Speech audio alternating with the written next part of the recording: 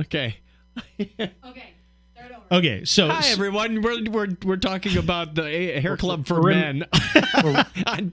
We're reminiscing about our hair. Yeah. So in high school, my friend Chris Money, he had two brothers, so three brothers, three sons. So Bob Sr., Bob Jr., Chris, and Brian. All of them, Chris was in high school, was receding, definitely already. Boom, just going. And Bob Jr. was kind of that way. Bob Jr. is 3 years older than Chris, I think. Then Brian's the baby.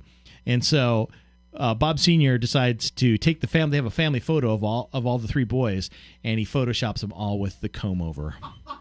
It's the best photo ever, and it was sitting on the mantle. It was the best. It's so great. And Chris, every time we don't laugh about it, and Chris would just go, because he was already way long since receding. And then Bob's Jr. was hilarious. Hey, Brian, you should be one of those guys that dyes your hair jet black. Yeah, like you're ignoring it.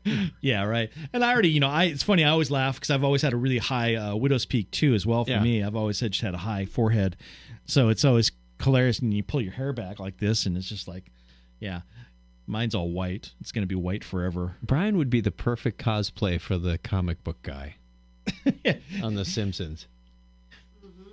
Worst comic ever. Please do not touch the comics unless you plan to purchase them. That is correct. Aquaman, can you not? What is the one where the nuclear bomb's falling around and it's like, he's like, oh, princess, don't you understand that Aquaman can never, your love will remain unrequited? And he turns around and right to the nuclear bomb. Oh, I've wasted my life. And then it explodes. Yeah. I am a proud member of Mensa. Which he is. Yeah. Hey, did Sam make it there? No. Nope. She had to cancel out last minute. Okay. We'll see her on Friday. What's Friday? Friday is not Technorama. Game day at Scott's. Yeah, Scott's. Yeah. I got the invite. I was like, hey, Friday, what? Clinton Albert and John Miller Jr. joined. Brave souls indeed. Hey, my son has gotten the D&D bug big time. Yeah. Oh, has he played since Dragon Con? He is preparing. He is reading the rule books. Shh. He's gonna be one of those kids. He's gonna be a rules lawyer. Yeah.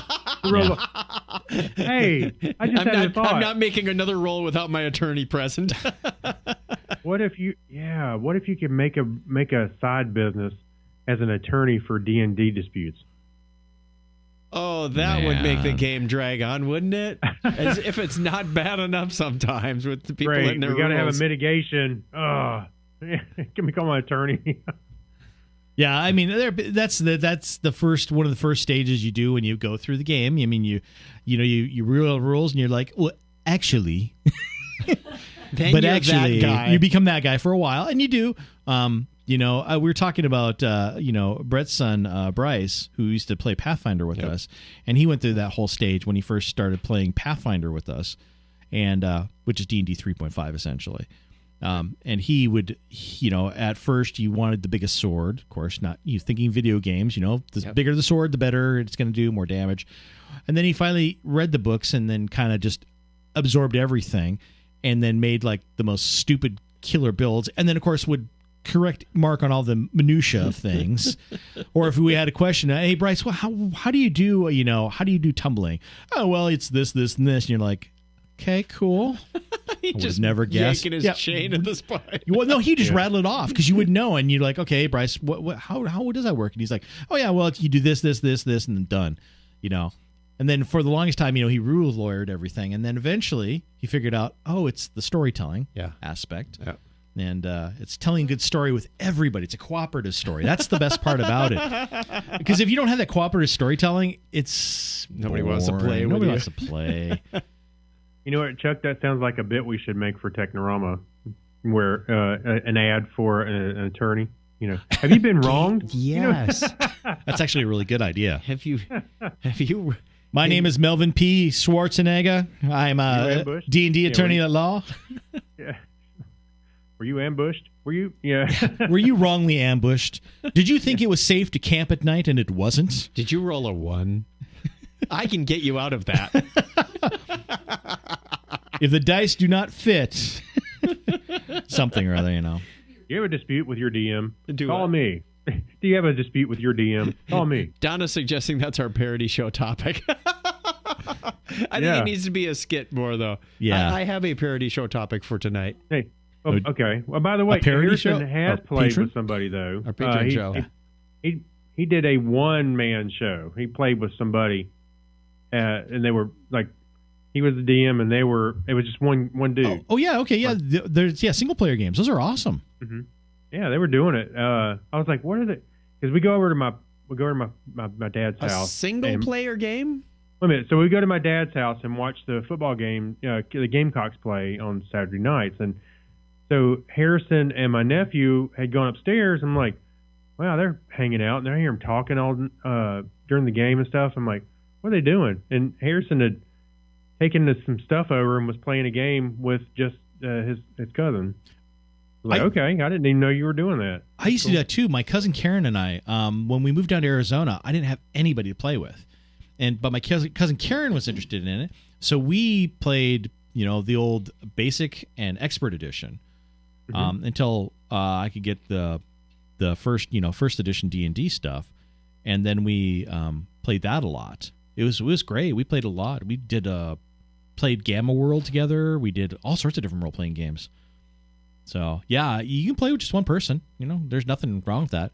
Well, so just a GM and one person. Yeah, basically. Okay. I was just saying. See, when he said that, I was GM like, by yourself. Yeah, but when he said that, I was like, really? I never really thought about playing, with just one other person. It's not D&D solitaire, Chuck. There are what they call solo adventures. You can do them. If Tunnels and Trolls was famous for it, where they had a lot of solo adventures where you could just literally, if you knew the rules, you just do the adventure. It was kind of a choose your own adventure-ish kind of thing, but you'd fight the combats and everything, and then you'd make the decisions on where to go. Joel Harper is really giving us some thought there. Did your DM only give you a short rest? Interested in a long? Call us at D20, D12, D6 now. Did your character suffer from sleep apnea? We may be stealing that, Joel. That's funny. He did say Gloomhaven can be played as an individual. Fun D&D board. Board game, yeah. Mm-hmm. I think we have a new podcast on the line, Craig. We may be doing a D&D podcast soon. What? Scott Tyler says, hey, all. And Craig, you need to change your persona. You're still replying as Technorama Podcast. Well, when I do, but it goes away. I mean, it's hard to track. See, I'm only seeing 4 comments now. Okay, we'll get started. Yeah, it's time. Donna's the timekeeper. She's keeping us on. Keep the trains run on time. TikTok, man. That's right. She's chairman, right? Chairman, I move that we take this motion to the start of the show. I second it. All those in favor? Aye. Aye. All opposed? Yay. Get that man out of here. Yeah, me. I didn't get a harumph out of that guy. I was just thinking the same thing. Harumph. I didn't get a harumph out of him. Harumph. We've been working together way too long. I was going to say the same thing. That's funny. That's why we played Chuck and Craig Against Humanity at Dragon Con. It was kind of like match game. It was to see if we could get the same answer as the audience. It was a lot of fun. Yeah, it was. All right, let's do it to it. Let's do it to it. There we go. In 5, 4, 3. Technorama episode 550. KFYI. Good morning, folks. This is your captain speaking. Technorama. Remember when? Technorama. On this day in tech history. Tech. And now, the news. What the Chuck? Technorama. Welcome to Blockhead Video. Phew, thought I was late. Where's the 40th annual Thanksgiving turkey drop? Over there, in the media corner. As God is my witness, I thought turkeys could fly. Technorama. Hold my beer and watch this. Unfasten your seatbelts and disregard all safety rules. Here are your flight crew, Chuck and Craig. It's that time of year again. Have you seen that clip on Facebook yet? Heads up! Someone posted the entire ending of that show where it starts with Les Nessman doing the newscast. I love that. Floats around. I think that's probably like the most popular Thanksgiving Day thing ever. Oh, yeah. Are there any others? Charlie Brown. That's the first thing that comes to mind. I don't know. Well, Scott Tyler and I were planning our Thanksgiving on Thursday. He said, I'm bringing the pretzels and popcorn. Yeah. You bring the jelly beans. Hey, welcome to Technorama. This is the show that takes a lighthearted look at tech, science, sci-fi, and all things geek. If this is your first time joining us, thank you very much. Welcome to the show. We are going to have a lot of fun. If you just want to hang out with some friends and talk nerdy stuff, we've got some stories to share with you. We've got some editorial. We've got nothing but fun. My name is Chuck Tomasi from sunny Phoenix, Arizona. Joining me on the line, as always, Craig Stepp. How are you, Craig? I am great and hungry for some turkey. I'm ready. I'm getting tryptophan naps already. And joining us once again, he's back, the one, the only Bryan Brown. Hi. I keep it short and simple. That's all. He's been He's been promoted. He's now lieutenant intern. Yes, I'm the head intern. Thank you very much. He's working his way up to assistant manager. Right now, I'm doing lettuce, but soon I'll be on fries. No, he'll be Mr. Manager. Yeah, Mr. Manager? you know, Chuck. I don't understand what it is, but maybe. I'm going to need you to come in on Saturday. Look at that shameless self-promotion. Shameless self-promotion there. That's the old logo, too. We're Yeah, waiting for the store to come up with branded stuff. I pinged him about it this week. I said, come on. We changed our logo back in May. Christmas is here. I want jackets and shirts for my family. You know, my ServiceNow mug is finally wore out. It's just black now. Wow. I've got like $500 worth of store credit that I don't want to spend on old stuff. Yeah, nothing says Christmas like, oh, thanks, Dad, a ServiceNow shirt. Here's what's going to happen. Craig, I got you a gift, and it comes in. I open it up. It's a ServiceNow mug. They look at me funny when I go to these conferences and say, what size shirt do you need? Do you have like a women's medium? Yes, maybe. Me too. That is hilarious. All righty, we have some feedback. Get ready. Letters, oh, we get letters. We get your letters every day. Mailman, mailman, mail today. Reach right in and pull one out. Those letters, I love those letters. Let's find out what you've got to say. Oh, boy. Mailman, mail today.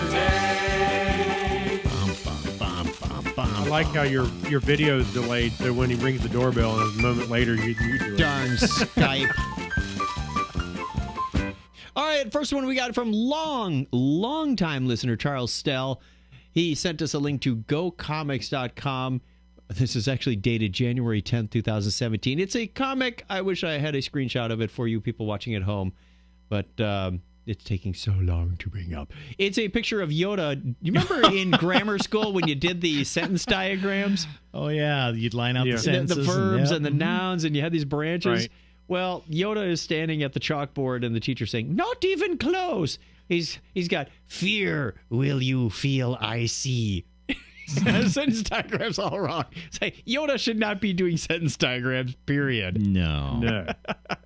That is pretty funny. I like that. And Charles Stell's comment was, do you have these problems in school? On our podcast, maybe. Yeah. I love it. Maybe do us. No, that's not right. Yeah. No. Thank you very not. much. And I hadn't thought about sentence diagrams in probably 40 years.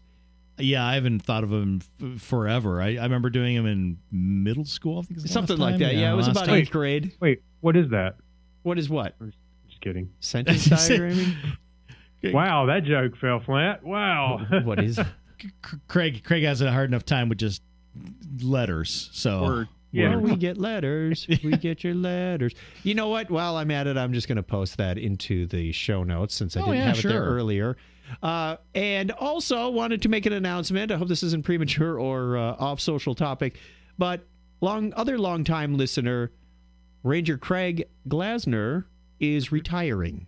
Wow. From listening to podcasts or in general? From work, maybe? Yeah. Oh. From work. Yeah. Oh, okay. So he is. I said, what are we going to call you then? Former Ranger Craig? Yeah. I guess, yeah. So when we started podcasting, he was the ranger in Alcatraz. Oh, really? Yeah. That's and cool. then he moved to, what's the other one? Fort Mason. Okay. I think he was working there. And he's been a bit of a rebel within the National Park Service. Because when he wanted to set up a website, they said, "Oh no, we have to go through." He just went and So set he it was. up. Wait a minute. So he was quote unquote retired. Yeah, he was retired. Can't get rid of this guy. They had me out there in 2009. There is a nice plaque on the wall, I certificate see of it there. appreciation when I helped the western region of the National Park Service put on a 2-day, 3-day podcast workshop around audio and video. So that was a lot of fun. Hard to believe that was almost 10 years ago already. Oh my gosh. Time flies. And he's still bragging about it. That part I don't. Made a lot of good friends. Still keep Yeah. in touch with many of them. Yes. Especially Ranger Craig, because I see him on Facebook all the time. He's always traveling or posting pictures with somebody. The ironic part is, just this last week, we connected on LinkedIn. And that's when I noticed his title said, retired. I went, when did this happen? He said, well, actually, it's like next Monday. Next Monday. He's getting a heads up on the LinkedIn. I thought, how have we not been connected all this time? That was really bizarre. Also have a little bit of feedback. The Dragon Con card came in. Did you get yours? I did, as a matter of fact. Yes. I did. Donna said, why do they send these out so dang early? That's so you can lose them. Actually, I don't remember getting it that early last year, but maybe so. I But remember I got getting it plenty early. Usually by the end of the year. Yeah, normally get them. I mean, you guys are, they're like, oh, these guys will be here next year. Let's just send them to them now. We just don't know if we have a show or not until about 2 weeks before. We're on the usual suspect list. So what you're trying to say is basically just like now? We still, even though I paid the full price, I'm still going to register for a guest pass. I want to see if we can be guests, because we're doing at least 2 shows. We're the closer in the parade. Who knows what else? We seem to pick up a new task every year. Let's do that. Can we both do it? Yes. Didn't Charles? Who's the podcast track guy? How do you spell that last name? Charles McFall. Charles McFall said there is a window you want to hit for maximum opportunity to be a guest. So we're waiting for that window, and I have it in Todoist. The other bit of news is Fraser's book arrived. Nice. Ooh, The Universe Today Ultimate Guide to Viewing the Cosmos. Everything you need to know to become an amateur astronomer. That his picture on the cover? This is your brain on astronomy.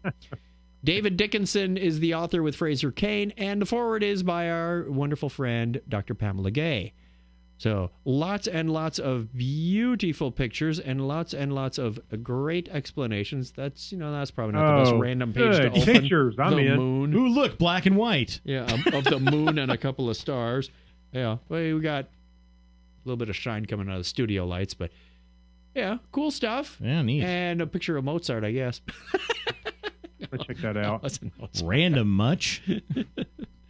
So I am going to go through it, and I'm going to send it to you, Craig, and then we're going to interview Fraser on this show in the not-too-distant future, next Sunday, AD. Oh, sorry.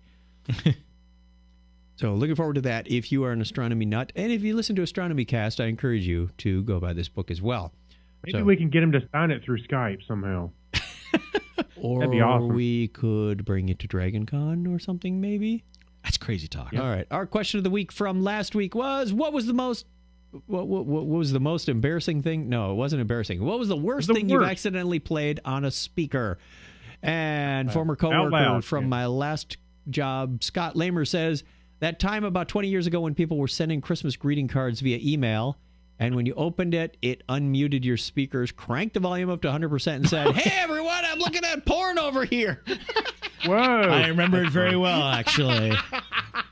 It was horrible. Yeah. Love it. I love it because it didn't happen to me.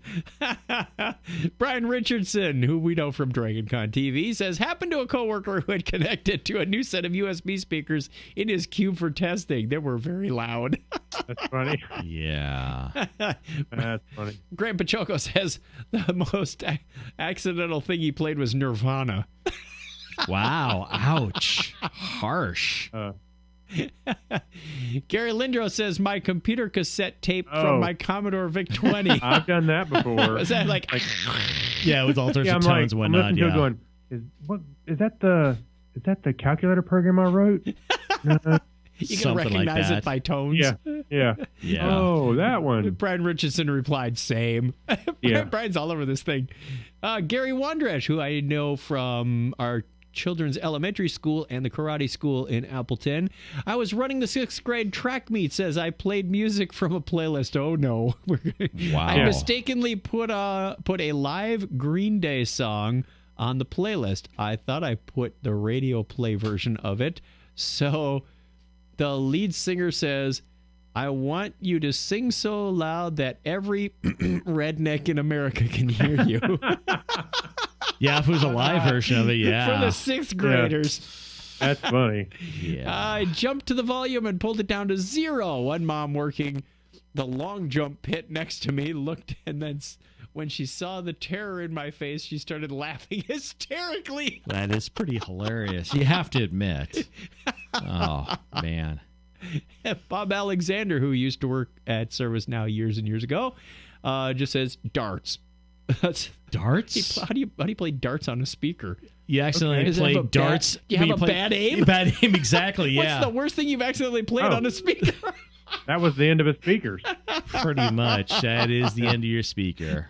Yeah, I have done stuff. I've been at work and in a cube situation and clicked on like a video and went, oh wait, I didn't mean for that to play. Yes. And or ads. Oh, video ads. Oh, horrible. That's the worst.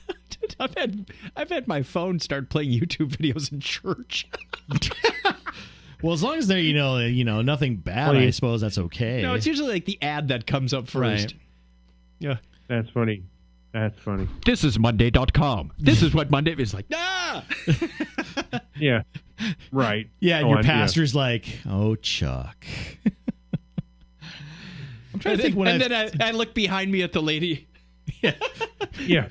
What are you doing? Yeah. That's an old trick I learned from my brothers. We would be in the queue for like an amusement ride. Yeah. And my older brother would reach over my sister's shoulder and tap the person in front of her. So they would turn around and look at my sister. My sister would turn around and look at my brother. My brother would turn around and look at the person behind them. It's like, yeah, like that's real. Someone's got this 8-foot arm. What you gonna say, like, when you pass gas and you blame it on your dog? That's pretty much what we're talking about. Yeah, Yes. pretty close, to that. I don't know. I'm trying to think. I think the worst thing I've ever played in my speakers, the brown note really loud. No, that's wrong. Yeah. Probably. Well, I have a hardcore rap playlist that I've played, and I've played that on. It's like, oh yeah, that's probably not the best thing to play in I'm Office. sorry. You know what? I think of you in the situation in Office Space at the beginning where you start getting down Pretty your much. feet, And then lock the door. So, Yeah. Someone lock the door, turn it down. Yeah. And you're like rapping all into it. No. Oh, whoa. Yeah, I'm basically Michael Bolton. That's exactly what it is. So yeah. There's nothing wrong with that name. Yeah. No, it's not. There wasn't till that. No talent ass Yeah. clown took it. Yeah. Oh, Office We're all Space. thinking it. Oh, Office Space here. All right, should we do the history thing? Why, sure, let's roll. Roll them if you got them. We roll a D20 to make sure it's fair because there are some Wait. great names. How did Holly get in here? Hi, Holly. We have a cat in the studio. What you doing, Hey, sweetie? she slipped under the door. Hang on. She must have snuck in. She managed to push the door open, which is hilarious. She's coming to visit you, Chuck. Oh, she's going to walk all over the mixer. Anything could happen here. All right, here we go. All right, well, I got above half. Can I roll again? No. What'd you get? 11. Actually, I got an 11 also. I would just like to say for the record that according to my D&D law degree, that I do actually get, to roll again. The rest of you have to -3. So Say bye, kitty. bye, Holly. We love you. She's like, dang it. This is professional show here. That's okay. Okay. I got a 3. Cats make the internet better. We just got a dejected 3? it. Yeah, I got a 3. All right, we got to. Chuck and I got to roll again. We got to roll for tie.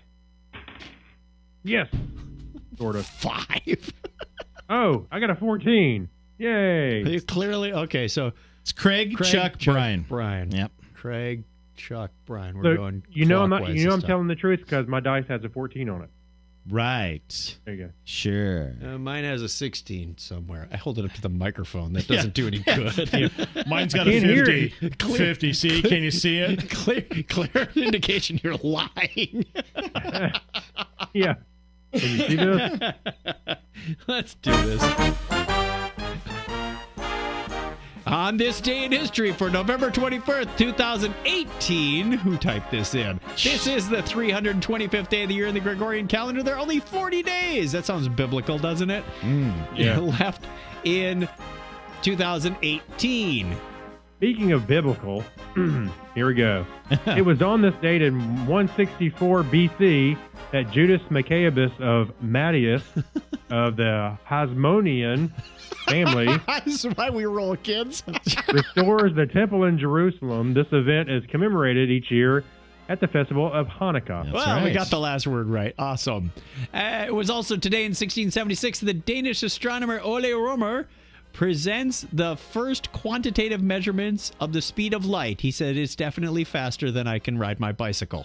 It was on this Right. date in 1783 that in Paris, Jean-François Piatre de Rosier and François Laurent Darlandes, Whoa. Darlandes? Yes, Dude. Darlandes. You get the applause for that. Makes the first untethered hot air balloon flight. I took 8 years of French, so I hope I could speak it somewhat. I thought it was the Montgolfier brothers. No. They must have done something different. Yeah. Okay.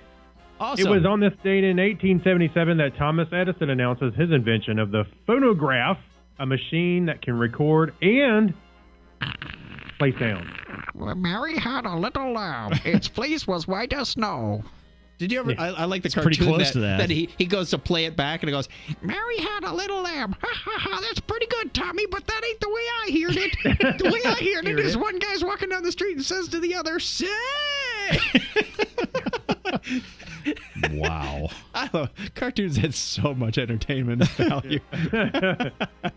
They'll do, apparently. November 21st, 1905, Albert Einstein's paper that leads to the mass energy equivalence formula, E equals mc squared, is published in the journal Annalen der Physik.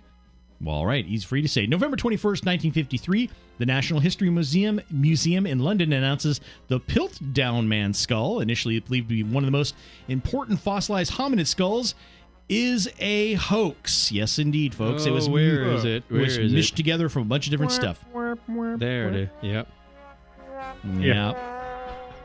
Also on November 21st, 1959, American disc jockey Alan Freed, who had popularized the term rock and roll and music of this style, is fired from WABC-AM radio over allegations he had participated in a payola scandal. Payola, big time. Rock and or roll. Also Yeah. today, Rock. 1964, the Verrazano Narrow Bridge opens to traffic. 64. Oh, okay. Okay. At that time, it was the world's longest bridge span. And then, same date in 1969, the first permanent ARPANET link is established between UCLA and SRI. Just a side note, if you want to listen to some interesting podcasts on ARPA/DARPA, go listen to the last week or so. I think there were 3 or 4 in the series that Jonathan Strickland does on tech stuff. Really? Podcast. Yeah, really good stuff. He didn't even get through it. He said, I've probably got 8 in this series, but I'm going to stop now so you don't all get bored of this topic. But I'll come back to it later. Right. Everything they had in Vietnam and the 60s. And Right. I mean, it was really, he does a great job. That's cool. All right. Happy birthday goes on to this date, too. I think it's your turn, Craig. Yes? Is Yes. it? No. Go ahead. Yep.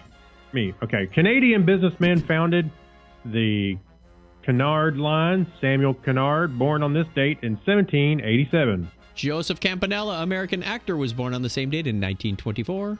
Georgian chemist and physicist Rivaz Dragondadas was born 87 years ago today. And American Oh, huh? I'm What? just making sure I was pronouncing it in Craigese. Doganadze. Yeah, something like we'll that. go with that.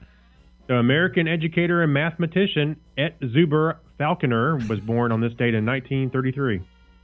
Henry Hartsfield, the American colonel, pilot, and astronaut, was born 85 years ago today. Harold Ramis, American actor, director, producer, and screenwriter, was born on the same date in 1944. And last but not least, also turning 73 today is American actress, singer, producer Goldie Hawn. 73? Wow. It doesn't seem like she should be that old. No. I read it right. Eternally young people. Listener birthdays include the 22nd of November. Tom Pose from California. Thank you very much, Tom. Lane Williams is on the 25th. Joni. I don't know if that's the Joni from Joni and Chachi, but okay. Hey, let's go with it. Yeah, sure. She's born on the 26th. And Brad P. from NJ, but who was born in VA and moved back there. We're getting a whole bio on this guy now. It's on the Brad P. 27th. He's from VA now. Yeah, that's right. Brad P. from VA, formerly from NJ. Oh, my. It's crazy when your listeners move around and start doing this to you. Remember, it was Mark in Memphis, then a Mark from Memphis? Right, yeah. It was, weird. Right. Haven't heard from Mark in a while. Let's hear from him. Happy birthday to all of you. If you want to get your birthday on the calendar, go to truckchat.com/wiki. We'd be happy to give you a shout out at the appropriate time of year, whether it's next week or 51 weeks from now. We'd love to hear from you and keep you on the list. So people have been putting their wives, their children, the anniversary of their car's muffler repair. I don't know what they do. It's just all over the board. You can go over to truckchat.com/wiki. If it's your birthday and you're not on the list, then we wish you all the best. And that sounds like the band is getting ready to wind down. Oh. Yes? They're winding up to wind that's down. That's where it was on this day in history for November 21st, 2018. Woohoo. Oh, and we got a 19 here. Who was typing this stuff? Someone's jumping the gun and wants to get into next year already. I'm going to fire that intern that we just hired. That would be me. Since I'm the head intern. Yeah, what an idiot. What an idiot. Double idiot. Okay. We have news. What kind of news do we have? Oh, this is Great startling news. Do we have the great startling news? We have top secret news. Great startling news, everyone. News and weather, everyone. Right here it is. Good startling news, everyone. Okay. I like Craig, you brought it up, so you get it. I like how he bears down on that news in that one. Let me get this. No, I don't want to subscribe to Gizmodo. That means it's from Gizmodo.com. Yeah, there you go. So observations from the Mariana Trench show inner Earth is sucking up far more water than previously thought because it's dehydrated, I guess. You know what? Middle Earth is going to have a big problem with the water rights on this thing. Yeah. What about much not like, so Middle Earth? Yeah, what is it? Mediocre 5 states Earth. getting. Yeah, I was gonna say 5 states getting water from Meade. Imagine trying to work this out in the courts. There's medium rare Earth. Yeah. Yeah. So the Mostly Earth done Earth. around the Mariana Trench, which contains the deepest point of the planet, could be slurping at least 4.3 times more water than previously estimated. That's a pretty precise estimation. Yeah. So scientists collected data using seismographs sunk in the ocean bottom in order to better understand water's behavior at subduction zones. These are places where the tectonic plate sinks beneath another common sites of volcanic activity, but also how water moves into the deep parts of the Earth. This might force scientists to rethink how water cycles through the planet generally. Water is key to understanding how the planet was evolved through geological time. Study author Chinsai from Washington University in St. Louis told Gizmodo, the Mariana Trench is home to the deepest trough on Earth, and the location, I was supposed to say through, trough on Earth, through trough, whatever. The location where the Pacific tectonic plate is subducting beneath the Mariana plate. The authors collected data from around the region using 19 ocean-based seismographs. And where was it? Michael Bay went down and put it. No, not Michael Bay. Who went down? Who went down there? The Titanic guy. Yeah, Cameron. James Cameron. Cameron. Yeah, he probably placed them there himself. Well, don't forget also the Meg is down there too. The Megalodon. That's where. Oh, yeah. Yeah, it's below that layer. Yep, that's Maybe it's where pretty all cool. the kaiju come from. Yeah, exactly. All right, so they collected all the data from around the region using 19 ocean-based seismographs and 7 land-based seismograph stations deployed around January 2012 through February 2013. The instruments measure sound waves through the Earth, which the researchers used to make an image of the crust and the mantle in the area. Yeah, but if we're playing stuff on our speakers accidentally, I mean, that's going to throw those off. Yeah. Right there. Yeah. So, I don't know. What's that? Bob, turn that down. Hey, everyone, I'm watching. Yeah, hey, everybody. Hey. Yeah. So scientists already knew that water entered the mantle through the subduction, but new results present evidence that more water entering the mantle than previously thought. The water extended 24 kilometers beneath the boundary between the crust of the mantle. Wow, according that's to the paper. a lot. Yeah. So according to the paper, yeah, it's deep. It's getting heavy. Blah, blah, blah, blah, blah. Anyway, if they previously underestimated how much water entered the mantle in the Mariana, then there might be more water seeping in the subduction zones around the world. We got to go put some spackle on that crack in the Something earth. like that. You know what I found interesting about the Mariana Trench that I learned a couple of years ago was it's a subduction zone, and normally where subduction zones are, you have earthquakes. Right. Think of the Pacific Northwest. Right. And volcanoes. There aren't very many in the Marianas Trench. At least that we can see. I mean, even down deep, you mean, really? Yeah. Huh. Yeah, because of the makeup of the material that's being subducted. Okay. Apparently it's sandier and acts more like there's not this buildup just of friction slips. and then Yeah. bam, it slips and slides a lot better. Okay, so there's not that rub. Okay. Yeah. Interesting. Yeah, I thought that was pretty cool too. Oh, I didn't know that.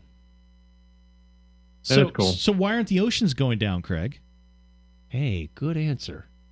I don't know. Good question. Because somewhere else it's coming up. So I don't know. Right, exactly. It all comes out of the Yeah. ground. Well, it's like Those here artesian we go wells. again. Here we go again. It's like that thing where I say, yeah, how people say, "Can you waste water?" You know, they say, "Hey, don't waste that water."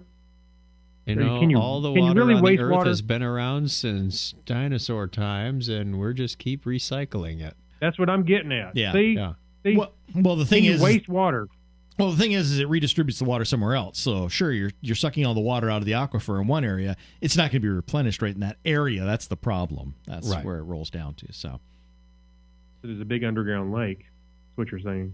Oh no, big underground ocean. Ocean. That's where the crab people come from, Craig. Come on. The Morlocks are down there too. Oh, it's all clear now. Yeah.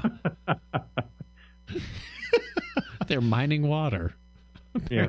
Something like that. That's where it comes from. That's where Avion comes Wait. from, or Perrier. Come on. Duck, I think you mean they're moisture farmers. Oh. I got to get some moisture evaporators. Yeah. This is all you, Chuck. This is me. I get the space news. Yeah, you do. Another one from Gizmodo. Spacecraft witnesses explosion in Earth's magnetic field. Oh. Magnetic fields around the Earth release strong bursts of energy, accelerating particles and feeding the auroras that glow in the polar skies. On July 11th, 2017, 4 NASA spacecrafts were there. Why is it taking us this long to learn about I know. it? Yeah. I'm like, well, the government. Okay. They were there to watch one of these explosions happen. The process that produces these bursts is called magnetic reconnection, in which different plasmas and their associated magnetic fields interact, releasing energy. The Magnetospheric Multiscale Mission, cleverly named the MMS. I thought that was what you did with SMS. No, no. Wasn't that the type of Pentium processor they had for a while? MMS? Maybe. Sure. Satellites launched, that was MMX, by the way. It yeah. launched in the 2015 study to study the places where this reconnection process occurs. The newly released research shows for the first time that the mission encountered one of these reconnection sites in the night side of the Earth's magnetic field, which extends behind the planet as a long magnetotail. Ooh. That sounds like Professor Xavier is unavailable for comments. Yeah, I was going to. That's Magneto when he's had Cosplay. beans. He's had beans too much. Or he wants to dress up as a furry.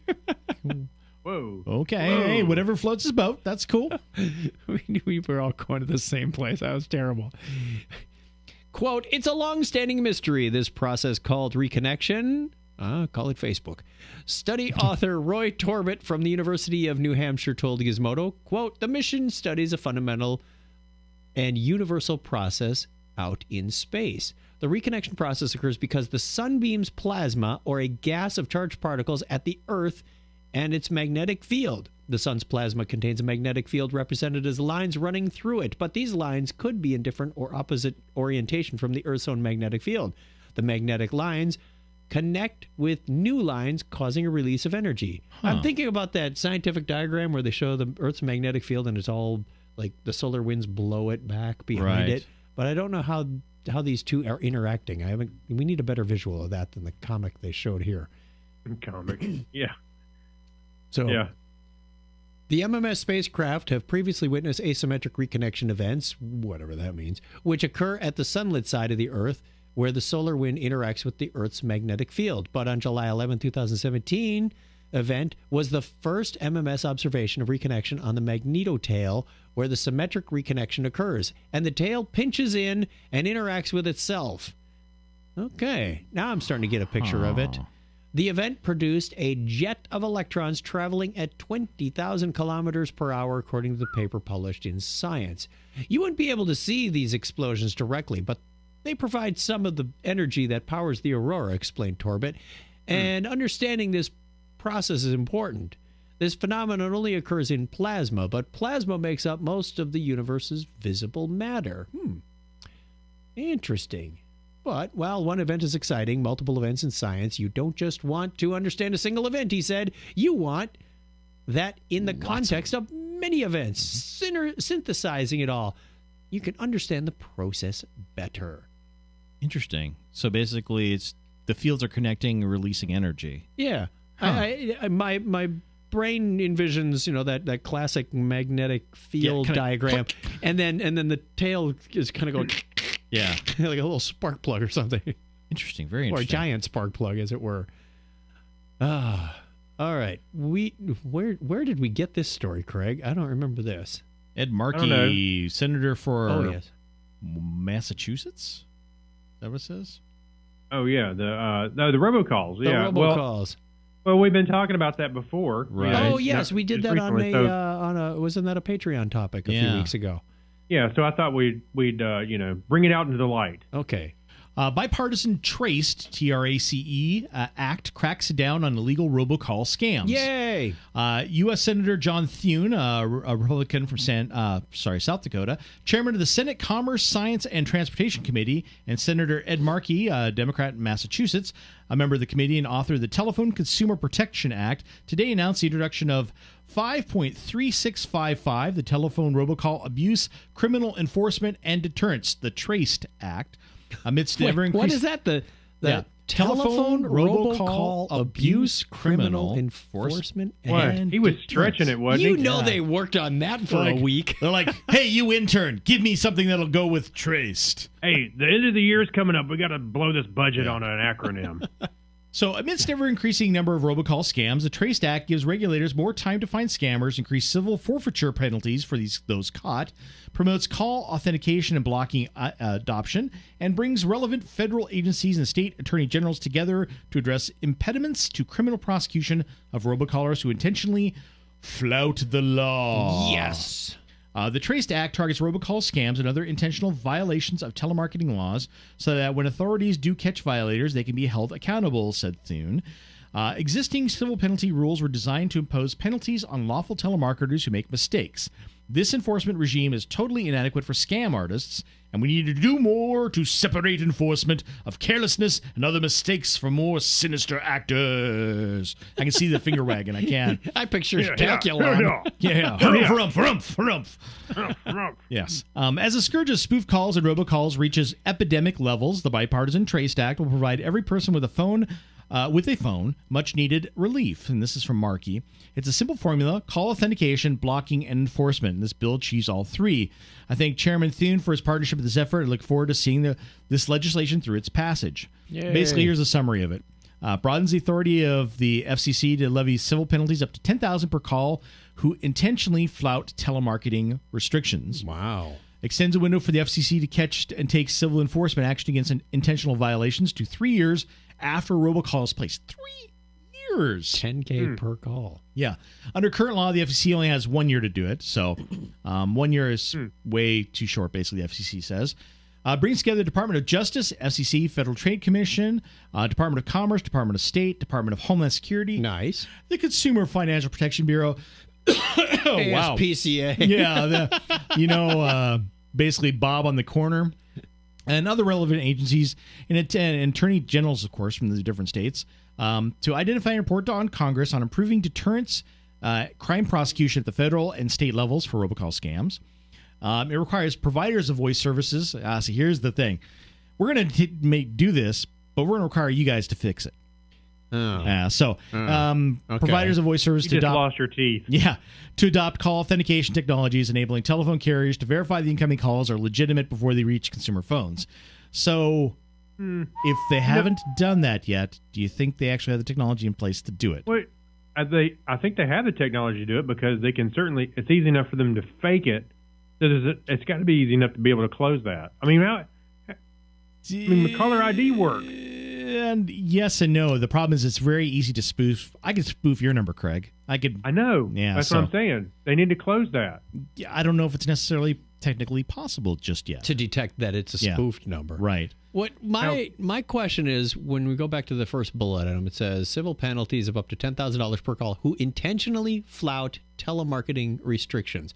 I'd like to know more about what these telemarketing restrictions are. Yeah. I don't know. And I don't know what they... I think they may be referring to some of the ones that are there now with the no-call list and stuff like that. Calling to solicit for money. True. Yeah, if you don't have a business or have business with the person, you're not supposed to be calling them, that kind of stuff. But they still do it anyway. Yeah. It's interesting. I was thinking about this. I get the new robocalls where, especially at work, where I pick up the phone and, give my spiel for my company, and I'm like, and it's like, hey, this is Mark. I was just in your neighborhood and I thought that maybe you'd like to sell. I'm like, yeah, it's a business downtown. It's a robocall. Yeah. But it's just the fact that it just comes through on my work phone. It's just hilarious. Yeah. Open enrollment season is... Yeah. We see that you stayed at one of our resorts recently. Yeah, there you go. My most recent one is open enrollment season is here. Don't miss out. Get your benefits. Yeah, no. Yeah, the same thing. I got several calls this week, and what sucks is through Scouts we were doing our barbecue fundraiser, and I'm like, I kind of need to answer it because I don't know if it's somebody I'm not familiar with the number. So I was reversing my do not you don't recognize. I'm like, and I'm like, well, when it said California, I'm like, okay. I got a lot of coworkers in California. It could be. Yeah. But you know what? If they're calling me, they can leave a message. That's what I don't know. Email me. Usually they email me. I usually don't get calls from coworkers so much. I actually got a call from Google. Really? Yeah, honestly, I was trying to log into my. We're having trouble with our ServiceNow instance. Can you help us out? No, I was trying to log into my Chuck Tomasi email domain, and I swear I couldn't find the password. I couldn't remember it. It wasn't one of my recent ones. It didn't fit my formula. I'm like, oh no. So I go to the password reset, and it starts asking me a bunch of questions like, when was the last time you logged in? Mm-hmm. I don't remember. A lot of my email is forwarded to my regular Gmail account, not one of my specialty vanity domains. When did you establish this? It was like down to the day. It was sometime in 2008 while we were writing the first Podcasting for Dummies. I don't remember. But so I filled out a form and said, I honestly, I explained what's going on. He sent back, he said, here's what I need you to do. They opened up a case and said, put this CNAME record in your DNS. That proves you own the domain. Oh, yeah, so they can verify it. Yeah. And then he has the same questions that were on the form. Like, look, I don't know the date-specific ones, but I'll answer what I can. And he said, okay, in the next 24 hours, I will send you a direct password reset link. Like, Nice. Thanks. Cool. I mean, it was pretty decent service, even though I had to get a real human engaged in this. I haven't often found password resets that have failed me, but that one was just so complex, and I get why. Oh, yeah. It's kind of like, so I do the electric company, here, SRP is ours. Yep. And if you don't have your PIN, one of the questions they ask you is, when did you start service? I've been at my house for over almost 20 years. I don't remember. Yeah, the date. Yeah, they want the date. Yeah, it's like crazy. And I'm like, if you can't answer it, they won't help you. You basically have to go in person to them. I remember Mike Menegay and I going to the APS office, but I couldn't tell you if it was the day we moved in or the day I bought the house or when that I know. was. And that's what it kind of with me. I was like, I have no idea. And they're like, well, we can't really help you. You have to go to the office. And I'm like, you got to be kidding me. There was this huge overlap between December 26th when we bought the house and September 19th when we moved in. It's like, somewhere in there? Yeah, exactly. It's been a while. They give you a range. Crazy. All right, we're going to take a quick break. Be right back with the Hacks and Strange Stories of Remember When, and I think we have a Geek Library coming up. So stick around. You want to hang out for some of this stuff. It's a lot of fun. We'll be right back.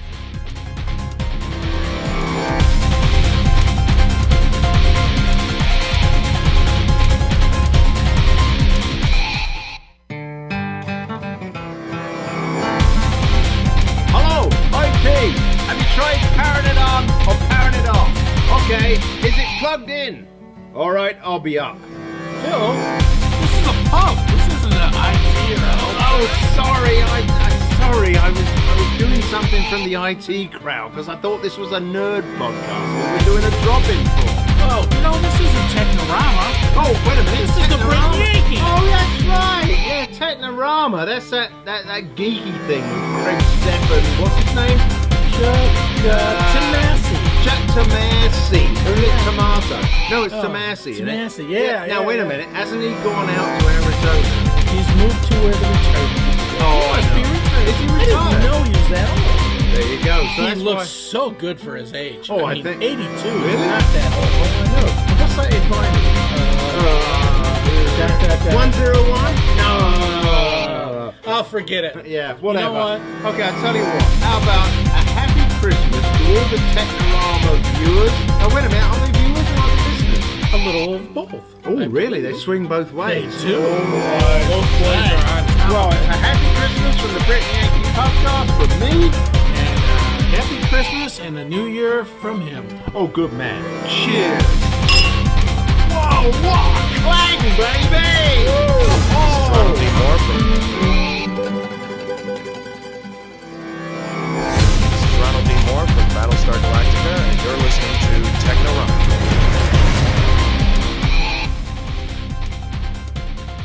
I thought we should roll that one in because holiday season's coming around again.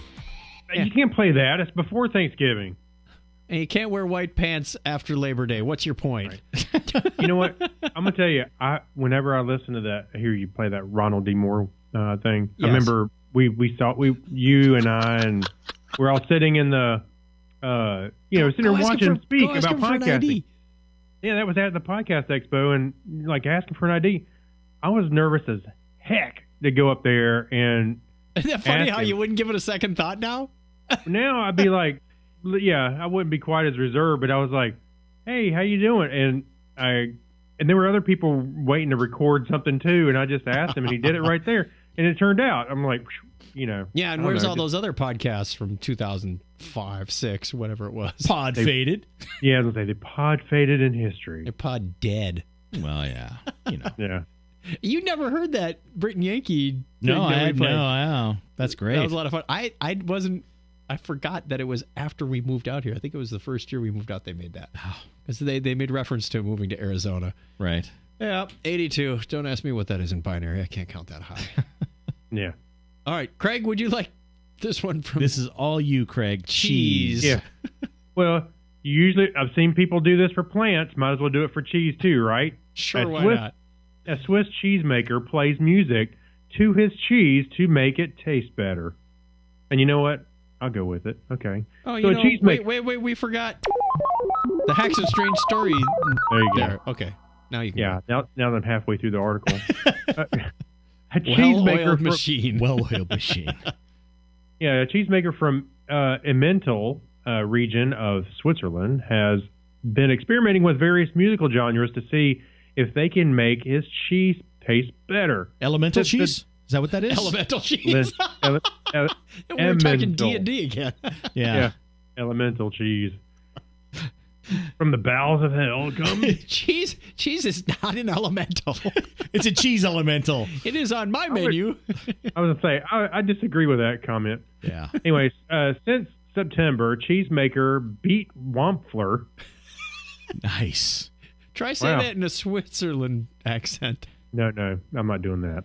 Has been blasting music masterpieces by legends such as Led Zeppelin, A Tribe Called Quest, to his wheels of Emmental cheese. You want to say elemental, don't you? Is that right? His name almost sounds like a band, doesn't it? It does. Beat Wampler. Hey, we should start a band called Emmental Cheese. It's going to work. We were going to start a band this week called N-1, but one of the members didn't show up. Yeah. Nice. Right.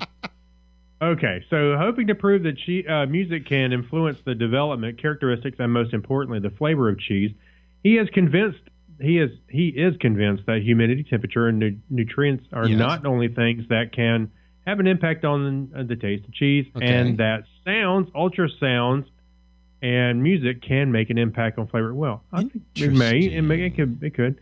Well, Wampler's idea, isn't that the creature in that Luke hacked his arm off in the Empire? Yeah, it's the Wampa Flurs. Yeah. It's a Wampa flower. It's the tasty candy inside. Yes. Also sounds like a character of Willy Wonka. It does. The Wampler's. Anyway, while Wampler's idea was may sound a bit crazy, he's actually managed to get some scientists from the University of Arts in Bern involved in his experiments. They were skeptical at first. They were scoffing, I'm sure.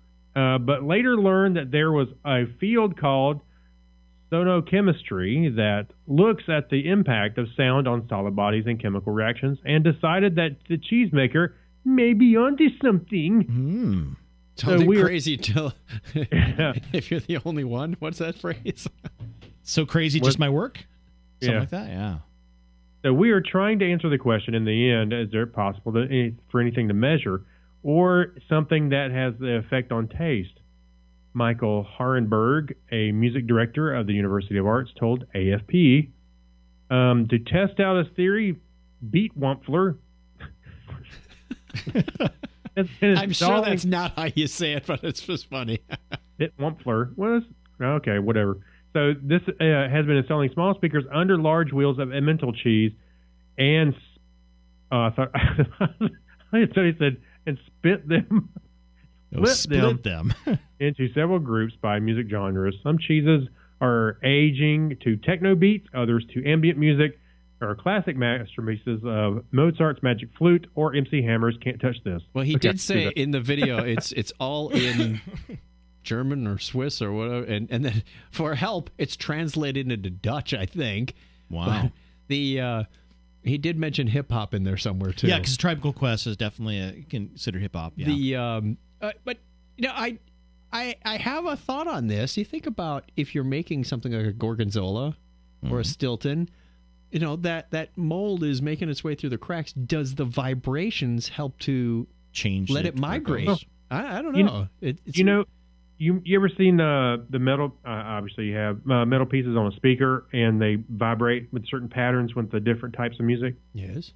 Well, see, in my mind, I'm thinking inside that wheel of cheese. Sounds like a Weird Al reference. Wheel of cheese. Close enough. In the wheel, I can imagine that it could affect the way things interact with each other. I don't know. Just trying to imagine that visualization of the metal moving around and stuff, thinking of that in the same sense inside this cheese. I don't know. I'm just Yeah, I don't see why not. I mean, obviously there's a thought behind it, and they're got at least the university going, it's possible. So Joel Harper asked, instead of playing musical chords, are they playing musical curds? Oh, punerific. And just FYI, Craig, the name of that cheese is called Emmental. Tall. Just FYI. But I like when you're saying Emmental.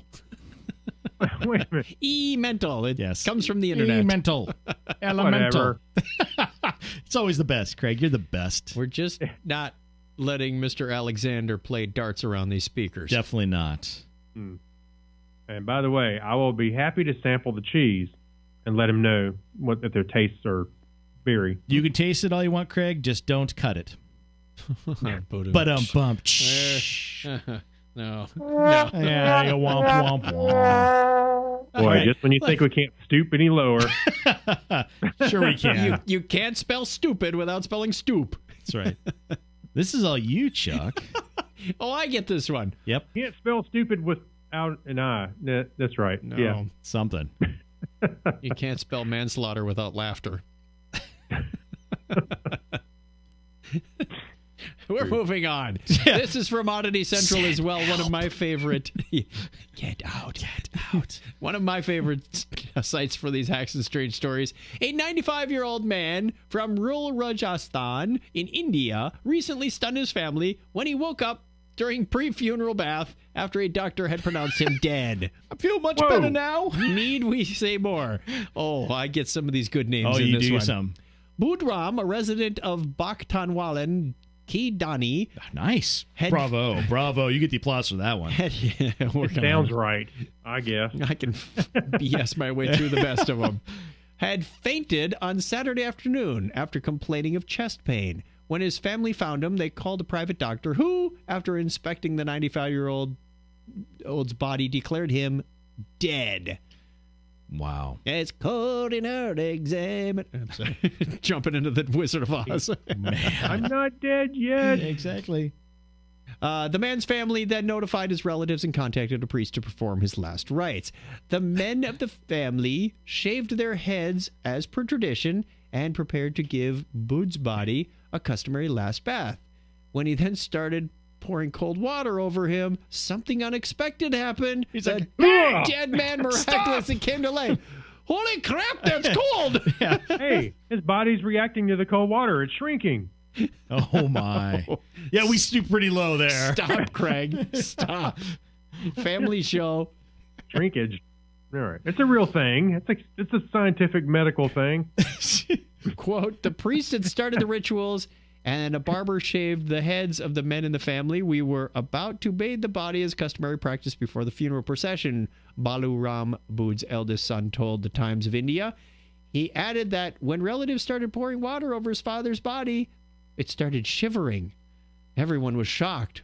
Wait, he's a zombie. Yeah. Kill him. Cut off his head. What do? Shoot him. I was actually thinking of, you've seen the video, the little gif of that squid that they poured the soy sauce on and it starts going. Yeah. You ever seen that? Oh, yeah. He started breathing and sat on the bed soon after, Balu said. When questioned by relatives, he said he had suffered chest pain and decided to sleep it off. It's nothing but a miracle. I like the next line. That's the best. I think the only miracle here is that the doctor who pronounced Bud dead got his medical license. Very true. That's about right. Oh, snap. Bulu was also quoted as saying he wished he had known earlier so he didn't have shaved his head Yeah, yet. I say all the sons are like, dang it. It's cold. I had to wear a hat.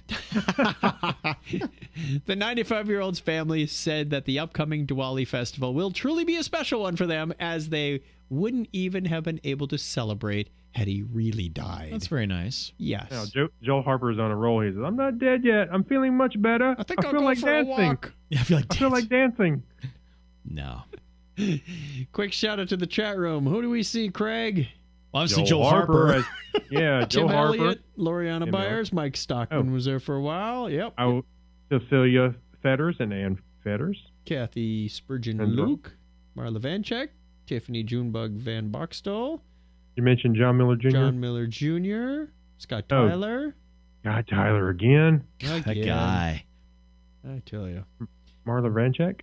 I didn't even tell you the terrible thing he did to us in our D&D game, did I? And Cole Fetter No, do says, tell. Cecilia says hi. Yeah, Cecilia. That's her daughter. Hi, Cecilia. Well, it's nice. You met her? Yeah, she was at Dragon Con with us. What right, did Scott do in your D&D Yeah, games? what did Scott do? No, Please I'm tell. gonna derail it for a while because I'm gonna rant about it. So I'll stop. So we'll have to talk about it later, Okay. or maybe if we in our Patreon show, maybe we should talk D&D. We could go on the Patreon show. Yeah, maybe After we get our short topic in. Yeah. It may be a very short topic. I thought of it this if morning. you're listening to this live show and you want to hear what we're talking about, go sign up to be a patron right now. Are you're jumping ahead in segments. We didn't do the Remember When yet. No, that's good. It's a good thing. Wait a minute. So go register right now, and then you can hear it tomorrow. It's true. That's true. Oh, just in time just financing. in time. That's right. They're going to pay for the one show and then cancel. Yeah. $1 a book, right? We'll do anything for a. We'll I'd do buy that for $1. That's right. Terrible. You could be like those wonderful people that we've got. Oh, we must play. Let's There do we Patreon go. stuff. Yep. This show is brought to you by you, the wonderful patrons who come bring us this show, like Kyle Nishioka, a.k.a. Mad Marv, Abner Braverman, Ben Vaughn, Mike Wills, Megapodtastic, Night Gig Studios, Gary Lindros. Thank you so much, all of you. John Clifford, Leon, John Noble. That John Noble? Yes, that John Noble. That's no, not that John. I'm Noble. changing my statement. wait. Never mind. I should just say not that John Noble. My from now brain on. just No, locked it's up. It's the other John Noble. It is the right one. the good one. The good one. I like that. Yes, that good John Noble. Not the evil John Noble That's right. that you see on in Fringe. in the multiverse. John, yes, not that's so right. noble. Yes. Chris MC, Alexis Duran, Saturday Morning Media, Steve Therian, Jorga Schrauen, John Miller Jr., Amber Elstad, and our latest new member, Oh, the baby. Harold McKinstry, the Wait, that Harold McKinstry? fresh out of the egg. Fresh out of the egg. Right. Again, check out the link on the bottom. Patreon.com/Technorama Podcast is where you can go and support us. We would appreciate it very, very much. And thank you. You help offset the show costs. And boy, they are mounting. Every year they get a little higher. Yeah. Do you Turn the camera on your wife. Yeah. Uh-huh. Yeah. She keeps the bills. in line. We need a sound effect for my wife. You know, I think Hey, she's I got it. She's our video engineer. Yeah. Back in the video hall of justice. I was actually thinking more like cha-ching. Oh, the Mario Brothers. That's my text message sound. I was thinking the same thing. That could be her sound effect.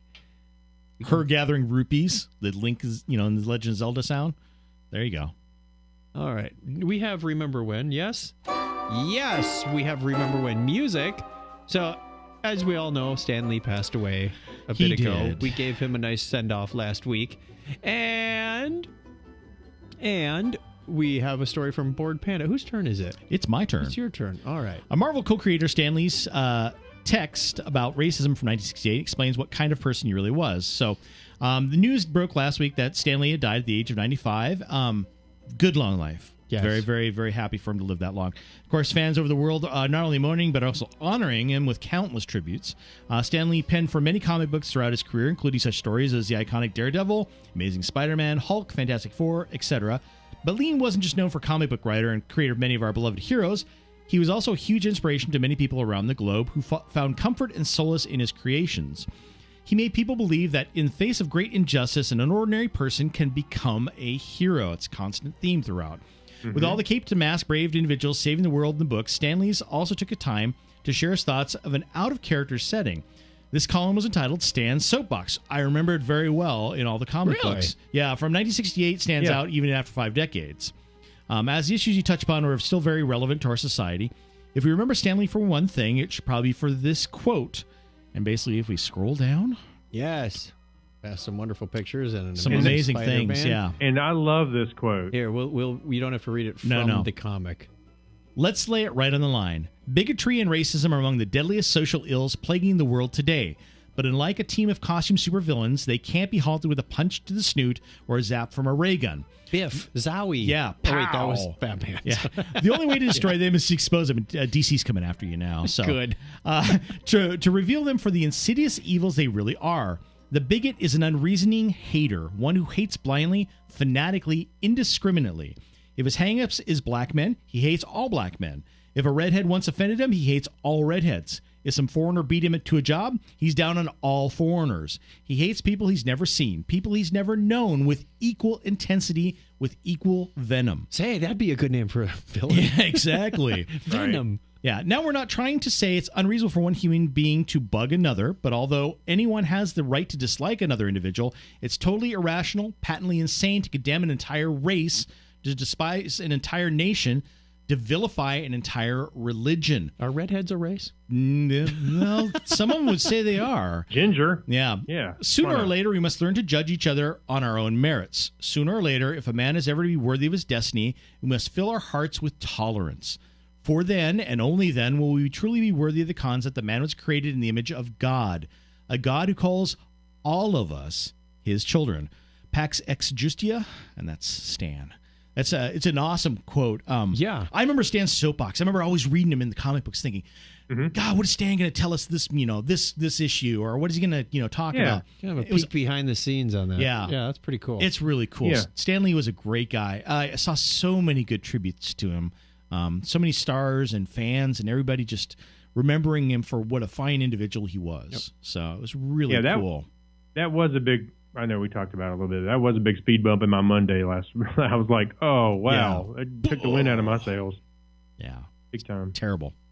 Mm-hmm. But like I said, he had a very long, fruitful life and career. Brought a lot of happiness to a lot of people. Yeah. I would argue that he's had several lives. Yeah, it's true. Because he was in the service as well as being an editor, writer, you name it. And then front man, for all the Marvel movies and everything, and cameo actor. Yeah, cameo actor. His cameos were the best. Which those are awesome Looking too. good there, Hef. Yeah. What? Who? What? My favorite still is the Deadpool one where he's DJing. Now on the stage is I don't remember what her name, Candy or something like that. Chastity. Yes, Chastity is hilarious. I kind of liked his barber giving Thor a haircut. Oh yeah, that was pretty funny Hold too. Still, son, my hands are shaking. Yeah. Or the one where he's got the headphones on. He's in the library and the chaos and damage is happening on behind him. Is a Spider-Man movie. Clueless. Yeah, I'm sure somebody's put together a montage of his cameo clips. There's a bunch of them. Yeah, there's several good ones. Yeah. All right, in our Geek Library, we encourage you to go to chuckchat.com, click in the show notes links for episode 550. Hey, I must have had it a little low. Where is there? Oh. Wow, the desk bell's a little slow today. I'm going to have to warm that up for the morning. We have Monty Python Field Guide to a Quest for the Holy Grail. Now, whether you love this or hate it, it is worth looking at this wonderful and by the way, chart. And I specifically put something about the Holy Grail in here because there is, I know we mentioned it a few weeks ago, but it seems like there's even more Monty Python stuff showing up on Netflix today. That's so awesome. I watched. One of them was for a few years ago. It was one. It was the meaning of Monty Python, where they all just kind of were together and talking and reminiscing about stuff. I watched that. I watched the documentary you were talking about, where how they all kind of worked themselves together, and we talked about that last week. But there's another couple things on there, and I'm like, well, they just keep shoving this stuff out there. That's cool. I'm glad to hear it. So I'll have to catch and see what else there is in there. I know it's a bit hard to see on the screen for those of you on Facebook. So the fun is in the pictures as well as the subtitles. So, for example, King Arthur cares not for Camelot. Picture of the coconut halves. It says horse, clippity clop. Witch, the subtitle is wood plus duck equals burn. Yeah. Duck and then right beside it is the duck, which is a witch wear, and wood, which is also floats. Very small rocks. The Black Beast, subtitle is yeah. Black Beast. Animator, deceased drawer. Enchanter. What does it say for Enchanter? I can't read that. Some call him Tim. Tim? Yes. Yeah. You know what's funny is that he was supposed to have some big long name and he forgot it, and so he improvised it. No kidding. Yeah. That's funny. He just lost his line and went, Pretty Tim? much Tim, yeah.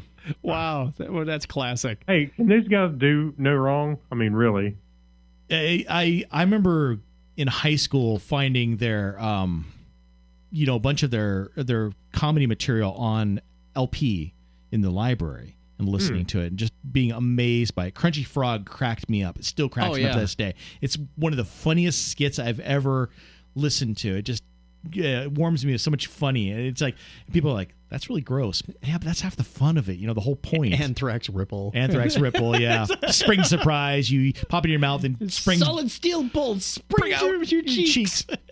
Yeah. It's just hilarious. Don't you take the bones out? Well, if you took the bones out, it wouldn't be crunchy, would it? Yeah. So good. That's neat. That's a neat little thing. I'd like to get a poster of that. That'd be neat. Yes. Right. Oh, yeah. That would be awesome. Yep, that would be suitable for framing yes. in a much larger format so you can actually read those things. Geek Library, that was the Geek Library. Question of the week. Craig, I had my doubts about this last question of the week when you said what's the worst thing you've accidentally played on your speakers. Yeah. But that worked out That all worked right. pretty good, That was yeah. good for a laugh. This week's question, I'm not going to question you anymore on your question of the week. Okay. How's that for I work harder on these in my head. all week long. That's why you were late for Tuesday's webinar. Sorry. I was working on my question of the week. They're like, what? Yeah. Sorry, I had a schedule conflict. I was spending time thinking of the question of the week. Speaking of my attorney. Question of the week this week is, what geeky/tech thing are you thankful for? Oh, yeah, because the last few weeks have been sort of embarrassing or dislike. I think we had one in flames on Facebook. It's true. What geeky tech thing are you thankful for? Podcasting. This is hard to narrow down for me. Ooh, me too. There's a I'd lot say of them. podcasting. Yeah, right. podcasting, that's good for you. Okay, good. Well, I enjoyed making them and listening to them. It's podcasting been very, very good to me. Yeah. That's what I got. All right, that takes us to the end of the show. We're going to give you time to think about that, and we will post that on social media, see what you come back with. Brian, thanks for stopping by. Well, thank you for having me, as always. Craig, thanks for all the prep and post work that you put into this show. I try, but... Okay, thank you. Oh, you do great, Craig. We all try. Unless I'm reposting episodes again, the wrong files. Once again, thank you to all our Patreon members. Go over to chuckchat.com patreon.com/Technorama podcast. That's the one. Donna's got it. Hey, sign up if you want to hear what we got to say after this show. And it comes out before this show, so figure that whole wibbly wobbly out. Oh, that's right. Wait a minute. Get in touch with us. Go to the website, chuckchat.com/Technorama, where we've got links to the phone number. We got links to social media. We got all this other stuff. You can see the phone number right there on the screen. It's hiding right under my face. And tell a friend about Technorama. They may put you in their will. I'm not guaranteeing anything. Yeah, tell one friend, and they'll tell someone, and Right. so on, so on, and so on. Craig, give me that binary high five. The music is playing out. All right, 101. See ya. Click. You're right. When you get down to the bottom of this tea, it's zippy. Yeah, It's awesome. the ginger lemon stuff is. Oh, that's ginger. Good times. Alrighty. Thank you very much, everybody who was watching and hanging out with us on Facebook. We Yeah. are going to stop the stream, stop the recording, post that to YouTube so you can watch it again, or you can come back on Facebook and watch it. Thank you. If you're watching this randomly, hey, follow the Facebook page and you'll get alerted when the show comes on. Or, that's pretty much it. I was going to say on YouTube, because I got into my morning live stream groove and go, if you subscribe and you turn on your notifications, it's like, oh, we're not doing this live on YouTube because Facebook kind of has an exclusivity. Although I did see a service now that Telestream, the makers of Wirecast, offer to do restreaming. Really? Okay. Or we could use the restream service, possibly. I don't know how that goes. So I'm going to check that out, see what we can find. Yeah, I mean, if you get on YouTube, then you get a little more reach out there, You too. could do YouTube, well. you could do Twitch, you could do... Oh, Twitch, yeah. There's tons of video services out there. I don't even claim to know what half of them are. But it also Hey, we know the Twitch for Dummies guy. if we go to a restream service, it means we only have to provide one stream. Yeah, that's we're the not good thing. chewing up like 6 megabits per second per stream.